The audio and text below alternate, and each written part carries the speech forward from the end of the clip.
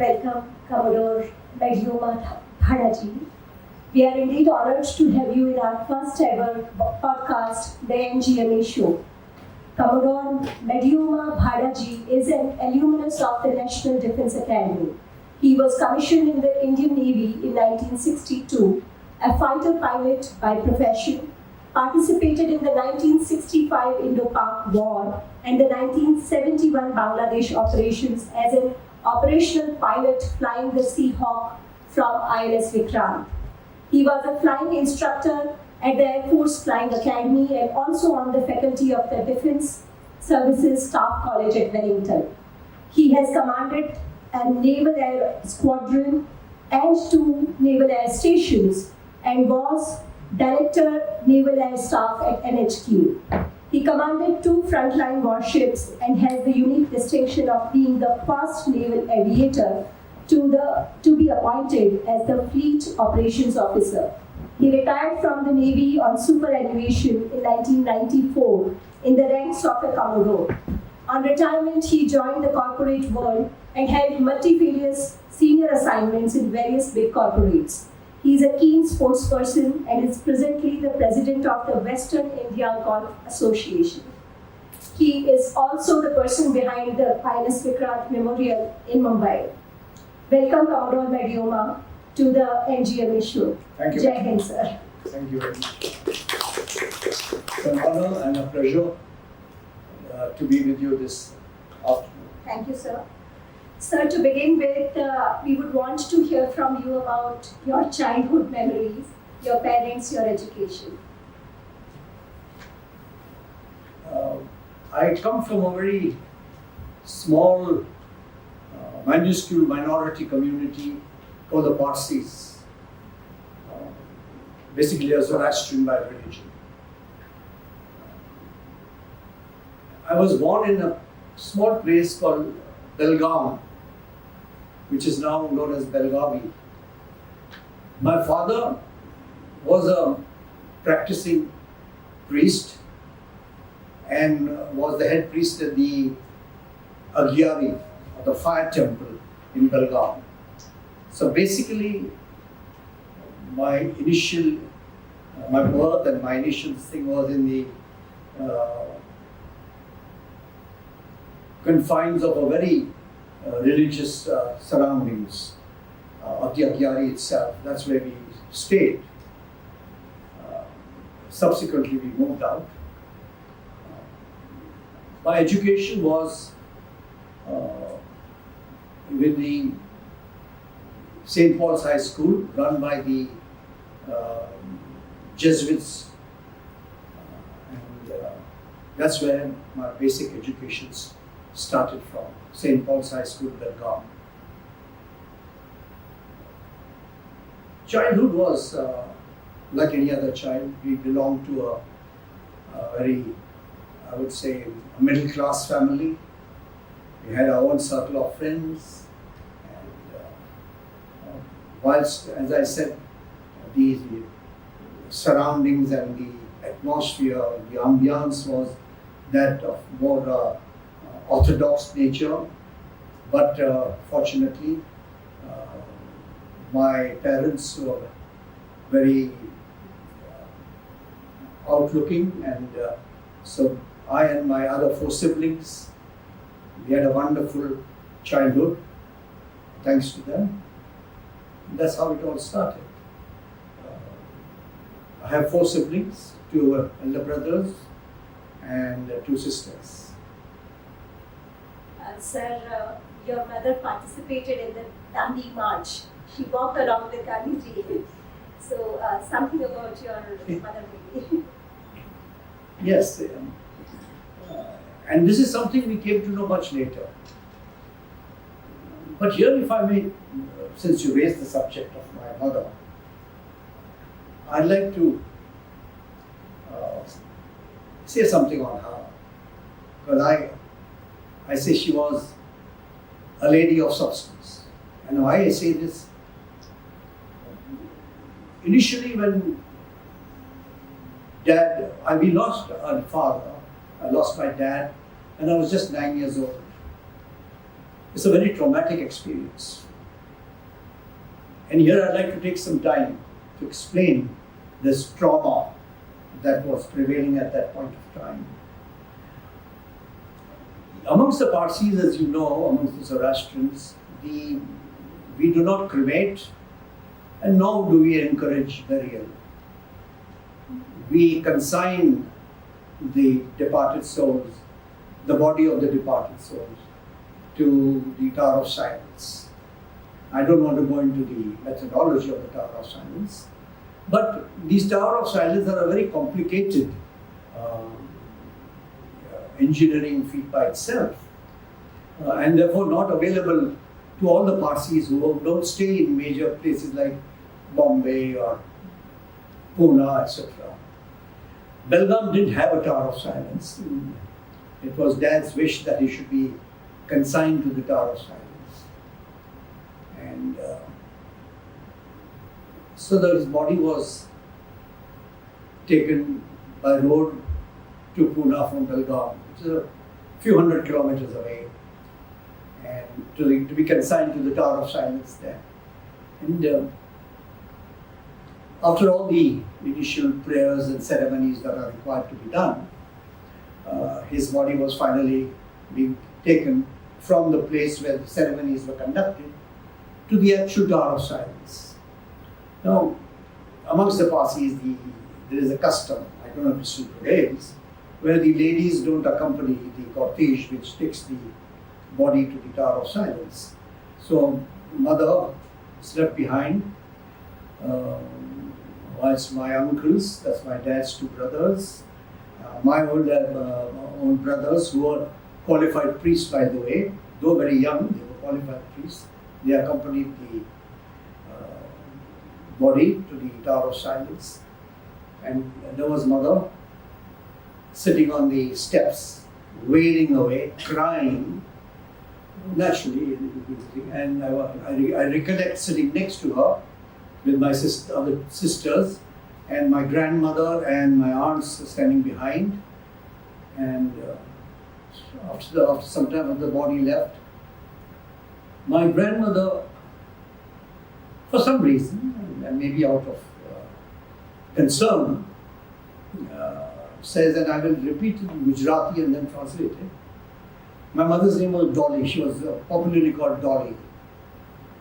So my grandmother, I remember this very distinctly, very clearly. I was only 9 years old. I'm 85 now, but I still remember it very clearly. My grandmother says, Dolly, enough of this crying now. I think you should, after the ceremonies are over, go back to Belgaum, pack up the house, we'll put the children in the orphanage, and you go and stay in our ancestral home in our village in Udwada. Udwada is the place where all the Zoroastrians normally come from. At that point of time, and this is so clear in my mind, the crying and the wailing that had continued for hours together came to an abrupt stop. An abrupt stop, which even I got worried about. Then mother got up slowly, turned around, looked at my grandmother in her eyes, and said very confidently, my children will not go to an orphanage. They will go to a convent school. That's what she said. I don't think this my grandmother was ever spoken to like that. She herself got very surprised to hear her daughter-in-law say this.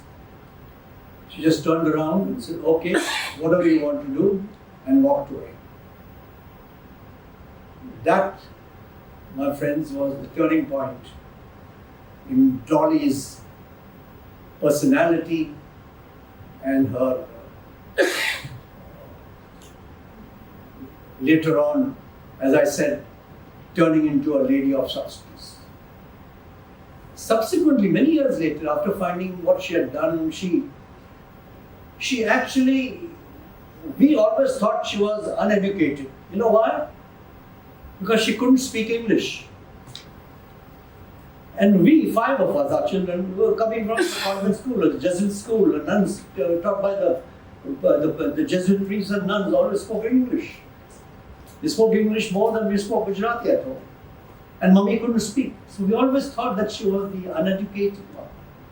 Just later on we came to know how she proved to us and to the rest of the world what can be done even without knowing English.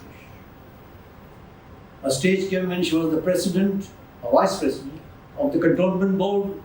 She was the chairman of the Red Cross Society. She was a great artist. We didn't know. She used to paint. She was a great mahjong player. She was a badminton and tennis champion. And we saw her working hard. We saw her working very, very hard. And that's how. And then I came to know of her involvement in this freedom movement when she was a little girl. A few years before marriage, she got married very young. Just a few years before marriage, she was participated in the freedom movement. And she actually participated in the Dandi March with the Mahatma. And a few months later, when she got married, the Mahatma presented her with a sari woven out of the thread which was spun by him personally. That sari has now been given to the Alpaiwala Museum. I hope it finds appropriate place in that museum. That's what Dolly was, a lady of substance. Sorry I have taken too long on this, but it's something that I always wanted to talk about. Sir ये सुनकर भी बहुत अच्छा लग रहा है और ये जो आपने बात कही कि इंग्लिश नहीं आती इसलिए शायद पढ़ी लिखी नहीं है, शायद टैलेंट्स नहीं है, स्किल्स नहीं है। भारत में पता नहीं कितने सारे लोगों के लिए बहुत इंस्पिरेशनल मैसेज जाएगा कि it's not just in the language. Absolutely, yes. absolutely. And I'm a victim of that absurd philosophy. Yes. I'm a victim of it. But we all are a victim of that philosophy. Because we couldn't imagine that this lady who we thought, because whilst Dad was alive, she was just a normal housewife. But when he passed away, she came into her own self. And she was even the state president of the Girl Guides. There's something, she had amazing things that she could do. And this without knowing English till the last day. I'm not saying that she learned English. She could, yes, but she spoke fluently Marathi, she could speak Kannada. She learned all that. She didn't learn English.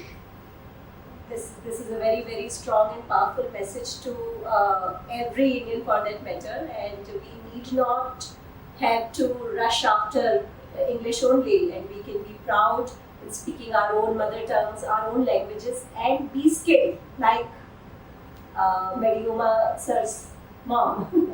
And so good to hear about Dolly ji.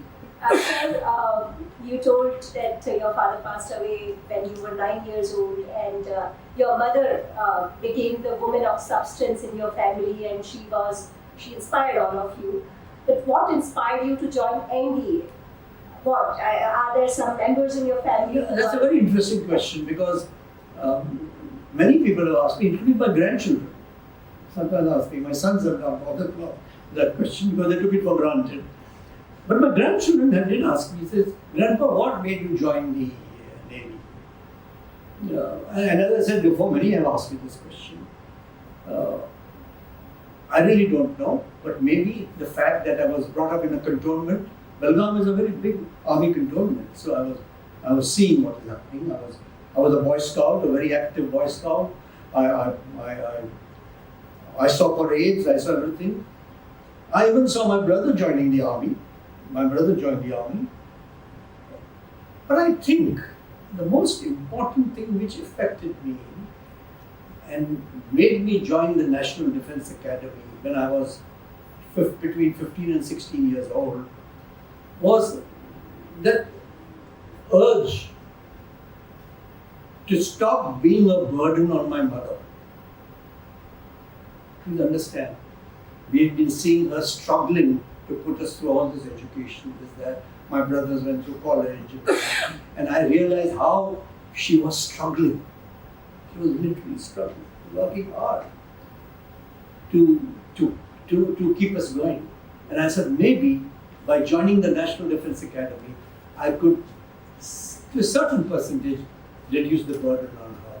And therefore, joining the NDA became a priority, and that's how I joined the NDA.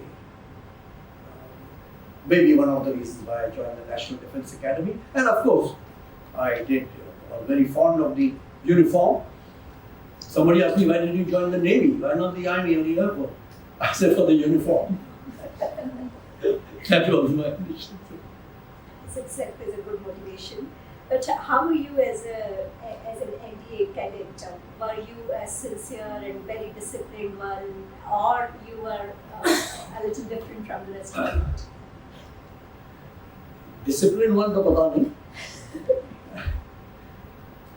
But I had a tough time. And here, may I, with your permission, take some time off. My whole career, first I must establish the very fact that I'm here, and that I've been invited to talk on this occasion, is that I have been a success. I think I've been a success. I may have not become an admiral, but I think I've become a success as far as my career is concerned. The pilot on board Vikrant participated in the 65 and 71 war. As a naval officer, besides being a pilot, I have commanded 2 warships. As you read as I was mentioned to you earlier, I have held very senior staff appointments. I've commanded air stations. So I think I've been a success. But at every stage of my life, I have experienced failure. Every stage. I have experienced failure in the National Defence Academy. I experienced failure in the flying, during my flying. I experienced failure during my flying training. I experienced failure during my flying on the carrier. I have experienced failures at every stage. And here I must also tell you that when I joined the academy, I actually joined the academy with a physical disability. A physical disability which, if it was known, I would never have been able to join the NDA. And that physical disability funnily persists even today. And that is, I have a recurring left dislocation of the shoulder. A recurring dislocation of the left shoulder. My left shoulder would come out at any stage if I moved my shoulder in a particular angle. Now, can you imagine going through the rigorous training of the National Defence Academy with this disability? My shoulder got dislocated in the boxing ring. But I had, over a period of time, learned the art of setting it back. In the wink of an eye, I could put it back. By just a slight of the shoulder, I could put it back and continue. Painful, however it may be, but I could continue. Even in spite of this disability, I discovered, as I said, boxing ring, during riding, during physical training, during swimming. And all my colleagues were aware of this disability. But no one ever brought it to the notice of the authorities. That's what camaraderie of the National Defence Academy is. Even today, my colleagues, even today when we meet, remind me of this.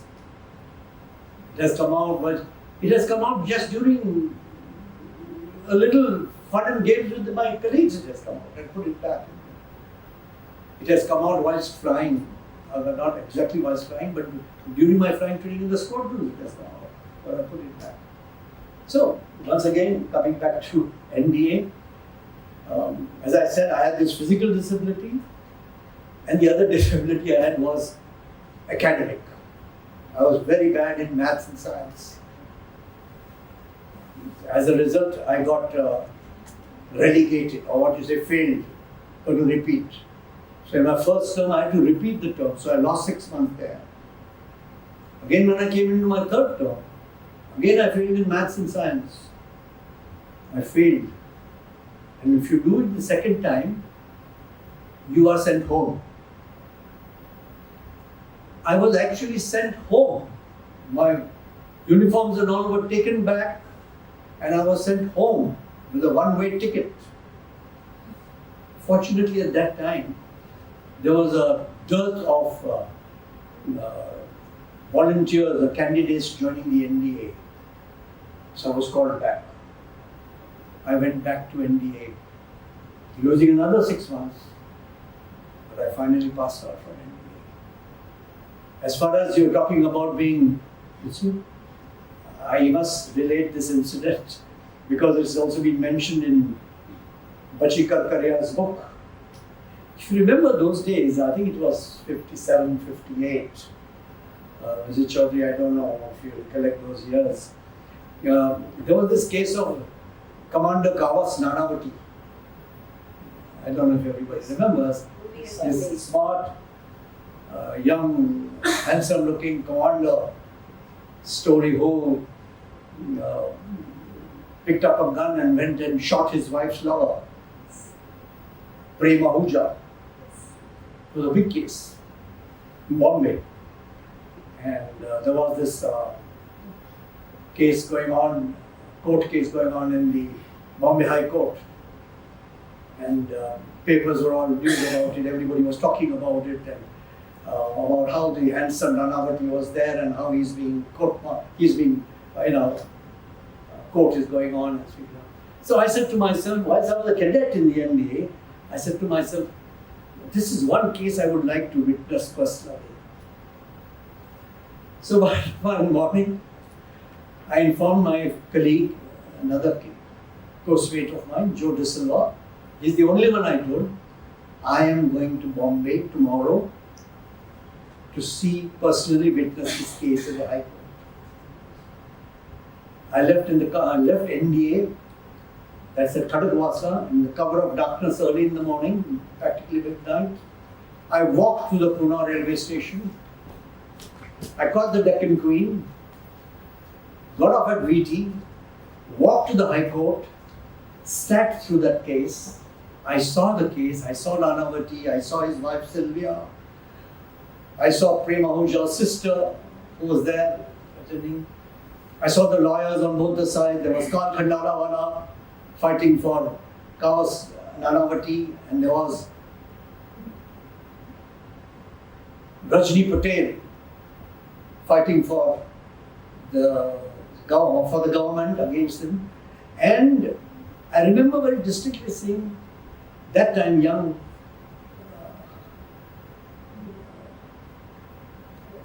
Sindhi gentleman who just passed away, Ram Jethmalal, who was not fighting, but had been appointed by Prem Ahuja's sister to assist. That was the case. And I saw them all fighting. I saw the case, I saw the jury, which finally gave the verdict in his favor, but that's another story by itself. I got back on the train, got back to NDA. Nobody was aware of it. Nobody. Well, I suppose that time you could do all this because there were no cameras and nothing digital about your attendance, etc. So I suppose I could get away with it, and that's how. Just to highlight, when you say, how was it? But otherwise, I went to the NDA. Other than my academic disability, as I said, I managed to. I was very happy with the National Defence Academy. It's a beautiful establishment, and I wish everybody well there. Thank you for this anecdote, and there is a Bollywood movie made on this very case, and it's a very popular movie of Akshay Kumar. Sir, you participated in the 1965 and 1971 war too.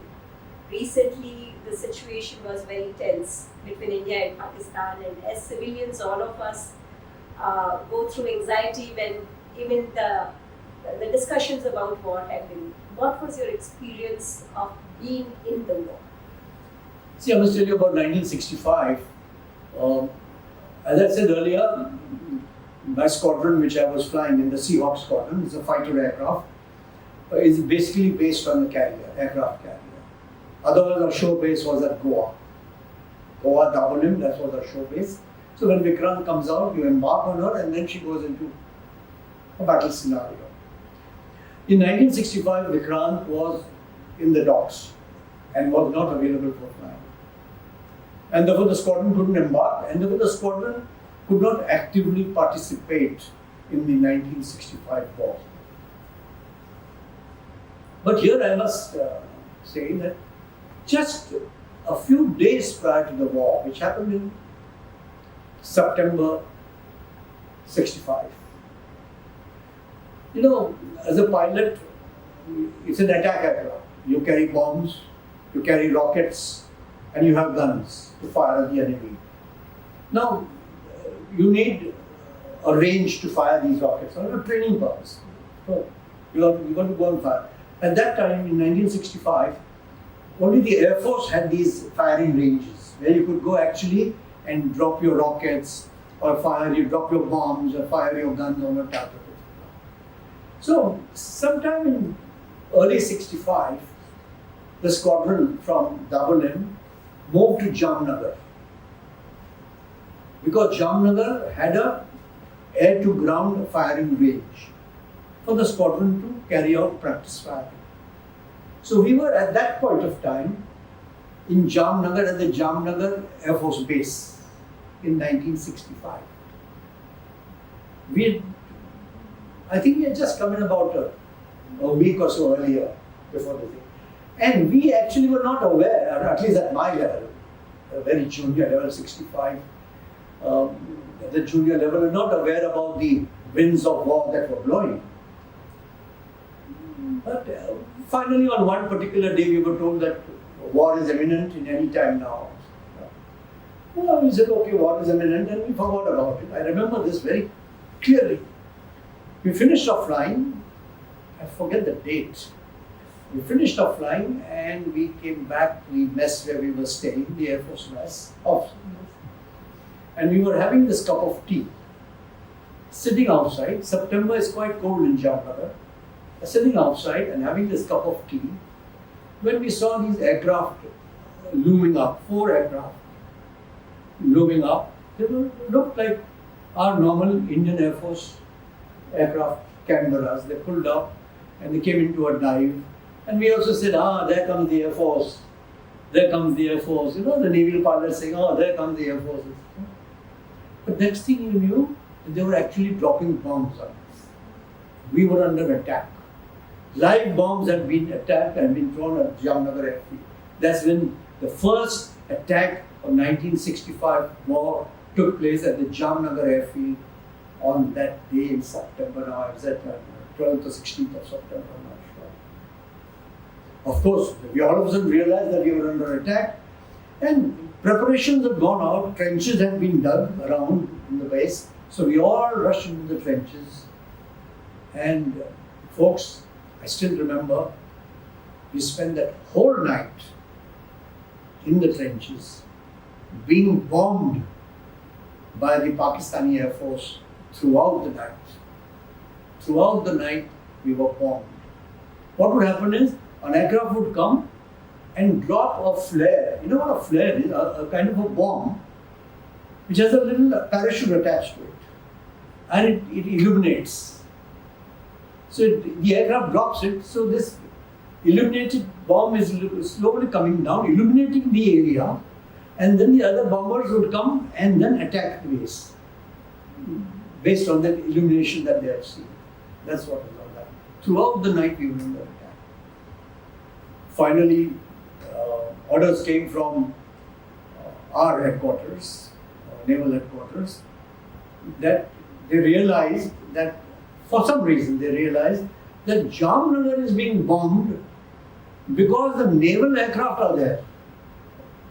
So we got orders immediately to move out from Jamnagar. And you know, there are Seahawks aircraft have no navigation aids or whatever it is, old aircraft. So we were asked to move out, and I remember moving out, flying out from Jamnagar Air Base the early next morning under the cover of darkness, in the twilight. We took off from a damaged runway. We finally took off towards the 1965 war. Coming to the 1971 war, once again, winds of war had started blowing quite early.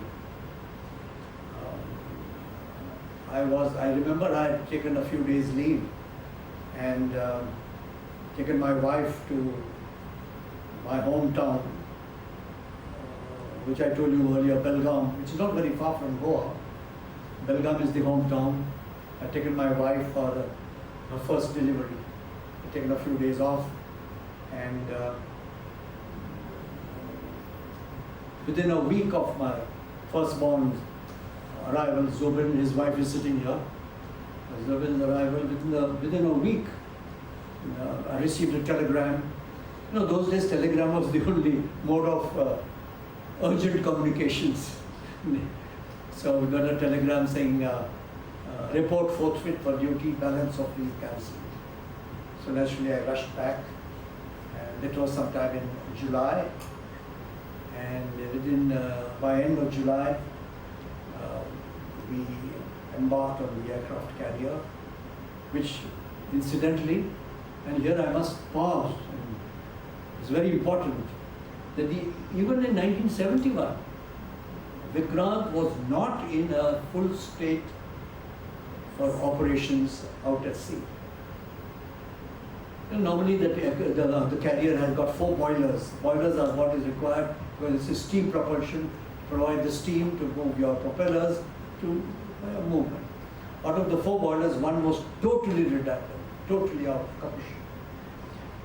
She had only 3 boilers, but the powers that be in the headquarters and at the top level, they said, no, this is not the time to put Vikrant in harbour. We have to put her out. If she has to go to sea, and she has to participate in the 71 war. So Vikrant came out on 3 boilers. That is only 75% of the power available to her. And that's when we embarked. I think sometime in July we embarked. And we moved to the east coast, Bay of Bengal, because that's where the action was going to be. And then of course everybody has heard about how the Ghazi had been let loose, the submarine Ghazi had been let loose with only one aim in mind, to attack and destroy the Vikrant. That was the aim. But that's a different story altogether, and we will not go into it. But Ghazi was around when we were operating in the Bay of Bengal, and finally she met her own Waterloo outside Vizag Harbour. There are many stories going around. There was even a movie on it. But sadly, she met her end. Went down to Davy Jones, locker down to the sea in the Bay of Bengal. And Vikrant did commendably well, in spite of her restrictions on the power that she had. She, along with her integrated air, which was the Seahawks and the Elysees, along with the few ships, surface ships that she had, she did remarkably well. We established, which actually was one of the reasons why we won the war, or the battle in the East, was the blockade, the successful blockade of East Bengal at that time, erstwhile East Bengal at that time. And it was all thanks to Vikrant that created. That's what happened. Very inspiring. Yes, but I must also mention in passing about my own experience, one of my own experiences during that, with your permission. Yes, sir. You know, Seahawk aircraft is a ground attack aircraft. Ground attack means it can attack targets on the ground. It has bombs, it can carry bombs, it can carry rockets, and I told you it can carry guns. And depending on the type of aircraft, target you are going to attack, you carry that weapon load. We attacked Cox's Bazar. We carried out many attacks. There was this particular day when we were briefed to carry out an attack on installation in Chittagong Harbour. Intelligence had given some information which had been passed down to Vikrant, and Vikrant had orders to go and attack that particular installation. And we were armed with 500-pound bombs. So each aircraft had 4 500-pound bombs, 2 under the wing, 2 each under the 2 wings. And we were supposed to go and drop these bombs on that target. It was an early morning sortie. We were briefed early in the morning. We took off actually under the cover of darkness. The formation was led by our squadron commander, Lieutenant Commander Gupta, and I was, being the junior most, I was number 4. And the profile of the sortie is that you go low level, skimming the water from the Vikrant, going towards the shore, basically to avoid the enemy radar. And then you go towards the target because you've been given a course to steer by the ship's radar. Your target is so many miles away on so and so direction, so you fly towards that direction, low level. We flew low level, and exactly at the appointed time after on the target was visual, and as briefed, there's total radio silence. You cannot break radio silence. You cannot communicate with anyone. And also here I must once again say that our return from the target was not directly back on the same course. Nothing. We had to do a diversion. So fly on another course and then come towards the ship. We were all briefed about it. So on target, the leader pulled up. 4 seconds later, the number 2 pulled up. 4 seconds later, number 3 pulled up. And 4 seconds later, yours truly, number 4 pulled up. Went into the dive, went into the attack. I saw everything. I put my cross on the target, everything beautiful, with the switches. And fog of war, the excitement in the cockpit, firing on the live on a target. I pressed the wrong button.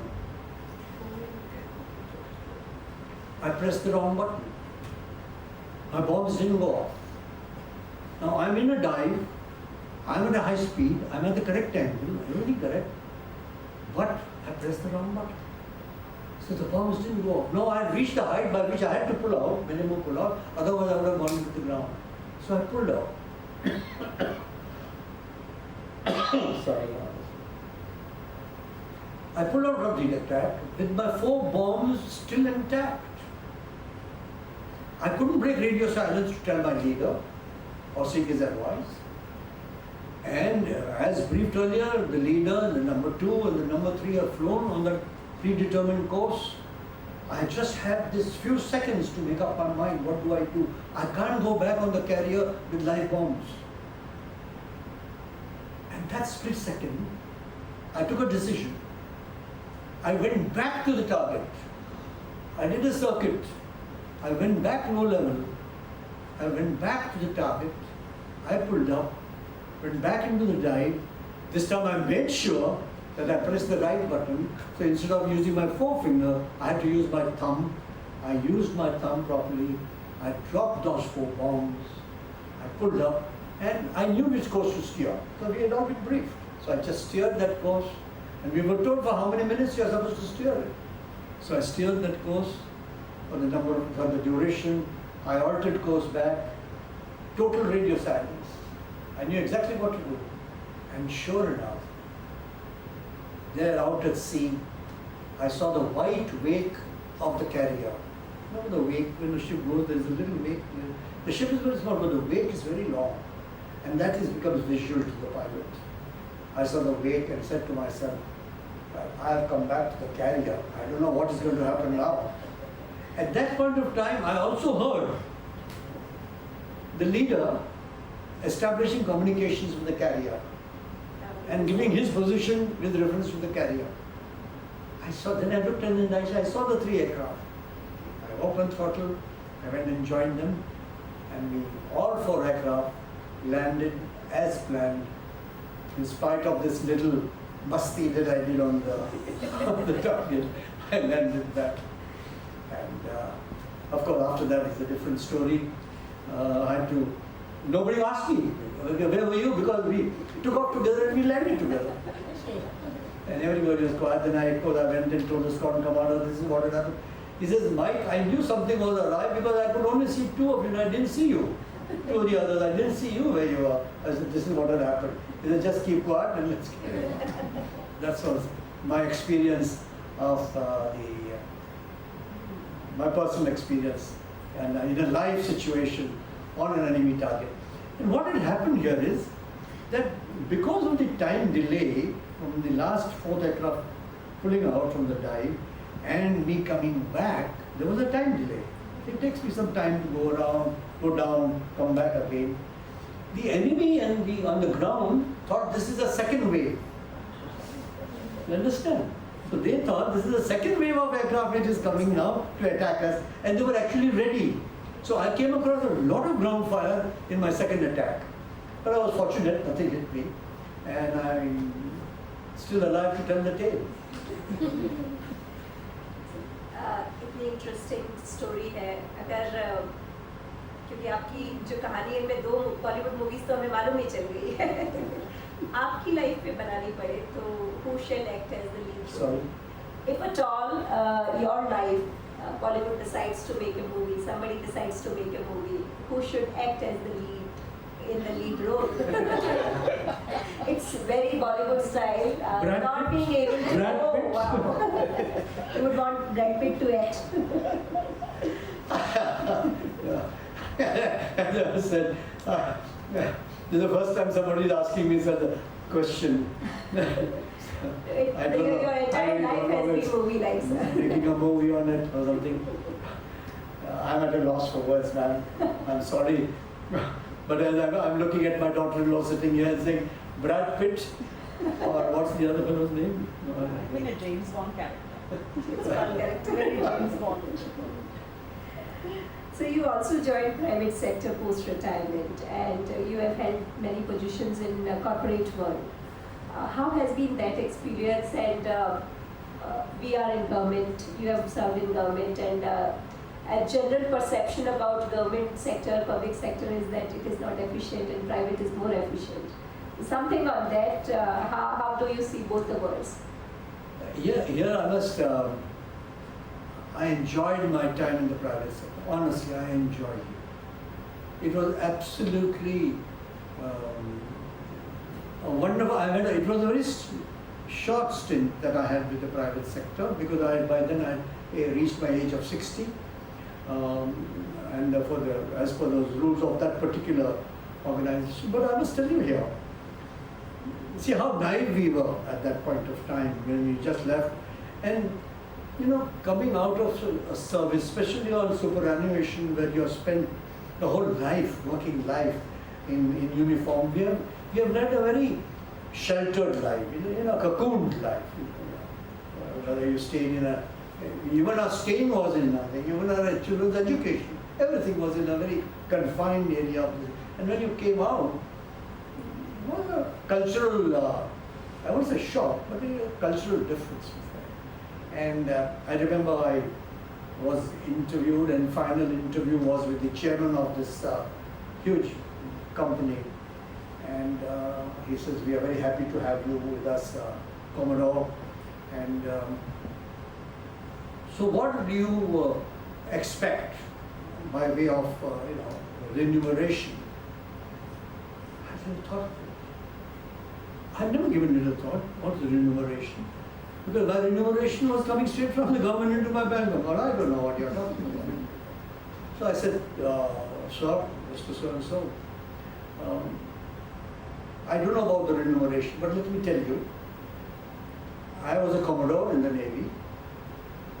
My last appointment, I commanded an air station which had 1,500 men, which had equipment, aircraft, helicopters, expensive helicopters in thousands of crores. I was flying a flag on my car, and every time the car went past the police here, at this very turning here at Regal, going past, the police used to salute me. Now you decide what you want, what I deserve, and I'll accept it. You know what his words were? He says, Commodore, you'll do very well with us.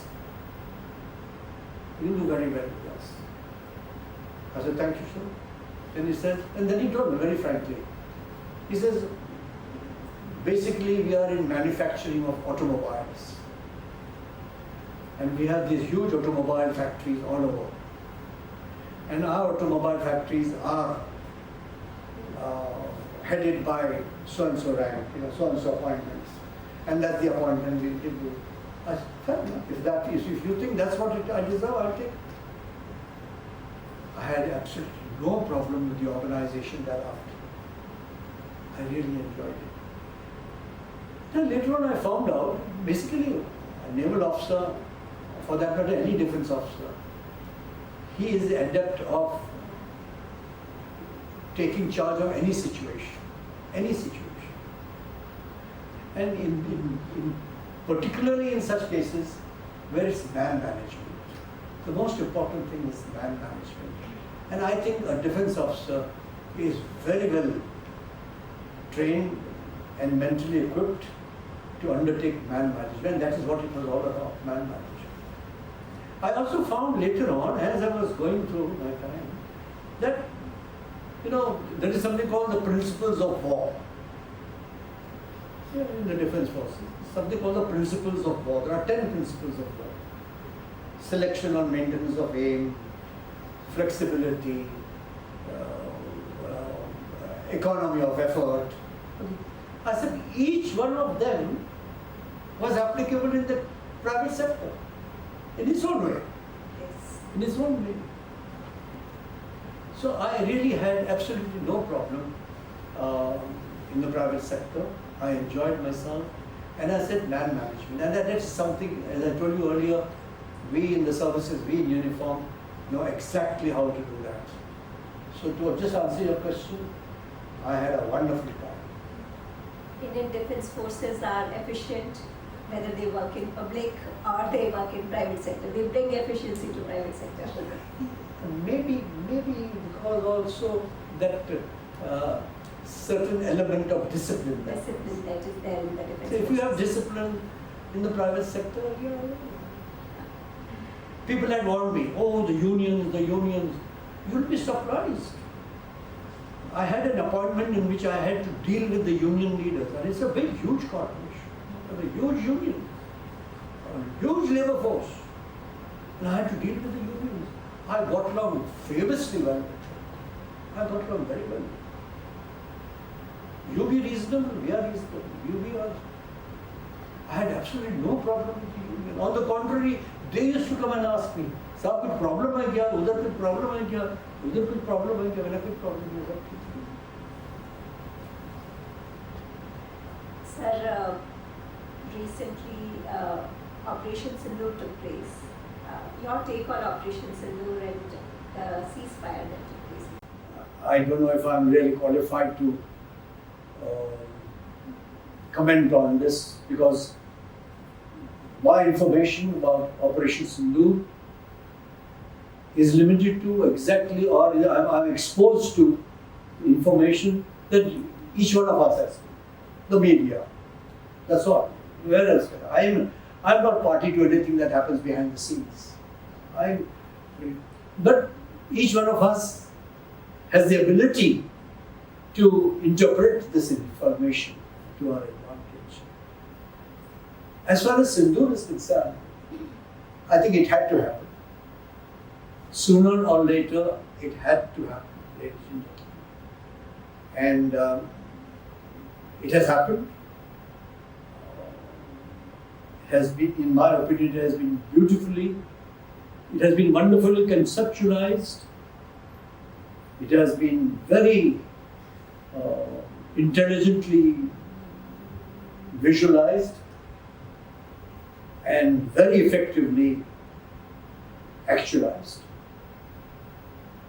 Conceptualized, visualized, and actualized. I think par excellence. Of course, there are many ramifications to what has happened. and they will continue. They will continue. I don't think there is anything for us to worry about.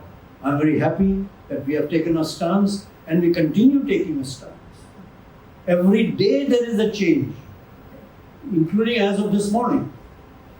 We heard the PM, Prime Minister, saying certain things he's put down and say we will not tolerate this. I think it's time we told this. We are in a, I believe, what I am saying today is from Medioma Bhada, personally, and not representing any organization or not any, personally. We are in a very precarious situation as far as this Operation Sindoor and all that goes along with it is concerned. Because somebody very rightly, I think it was our late Chief of Defence Staff, General Bipin Rawat, who said that we have to fight against 2.5 fronts. Now, what are these 2.5 fronts that he was talking about? Well, the one front being the Western Front, Pakistan, the other Korean front being the Northern Front, the Chinese front. But what is this half front? This half front is a front from within. And today, so that's willy-nilly, we have a situation where it is very easy for the half front from within to function. And this is the most difficult front to contain with. That's a problem today. And I hope we will be able to get over this half front.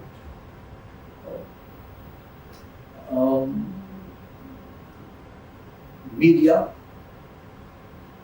I believe it's the media which is going to play a very, very prominent role in this. Recently, only yesterday, I read a beautiful message. May I have your permission to read please. it out? Yes, please. I want to read out this little piece that I received, and it was on social media. Most of you must have received it as well. And please allow me to read it. Oh, glasses. Sorry. Is this lady who has written this piece on the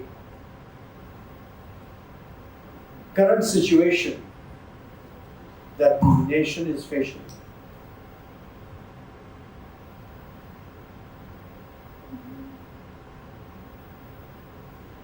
Written by Priyanka Joshi. I understand she's a journalist. It's superbly articulated. And I would like to really read it out to you and to our listeners wherever. The world doesn't know what to do with India. We don't fit with their neat little boxes. We are not white. We are not monotheistic. We are not ex-colonizers or subversive ex-colonized. We are something they don't decode. They can't decode. We are too many things at once. Ancient and modern, spiritual and scientific, emotional and logical. We believe in gods and particles, karma and quantum. We are chaos that somehow moves forward, that bothers them, because we aren't supposed to succeed. We don't speak with one voice. We speak in thousands. Our system isn't clean. It's noisy. It debates. It screams. But it works because we have lived through worse and survived. When we rise, they frown. When we achieve, they doubt because they still see us the way they chose to see us long ago, untrained, uncouth, and scattered. But we have always known how to turn our mess into movement. They don't get that a billion people don't need a single script. They fear our success because it didn't come from their textbooks, their aid, or their approval. We remember being ruled, but we were never truly conquered. We adapted, absorbed, transformed, but never disappeared. And that is unsettling for those who thought we would. India rising doesn't fit their world order because we didn't wait for permission. We didn't rise from imitation. We rose from memory, from contradictions, from sheer force of will. And that's why they don't celebrate our rise. They resist it because it wasn't supposed to happen. This is precisely what we presently are going through. I hope I've been able to answer your question. Yes, very much. This is so beautiful, and it reminds me of Allama Iqbal, who famously said, यूनान मिश्र रोमा सब मिट गए जहाँ से Sorry? यूनान मिश्र रोमा सब मिट गए जहाँ से कुछ बात है कि हस्ती मिटती नहीं हमारी. And the world, in the words of Priyanka Joshi, is not ready to acknowledge and accept and believe why and how India thrives and survives amidst the contradiction. Such a beautiful and powerful quote from her, and thank you for reading it out to all our viewers and listeners. And sir, it has been a very, very inspirational and insightful talk with you, and listening to you. I'm sure all the young boys and girls of India, everyone for that matter, will be motivated. I would ask you a few questions which are rapid fire, and you will have to straightforward answer me. Just one word answer only is what I'm looking for.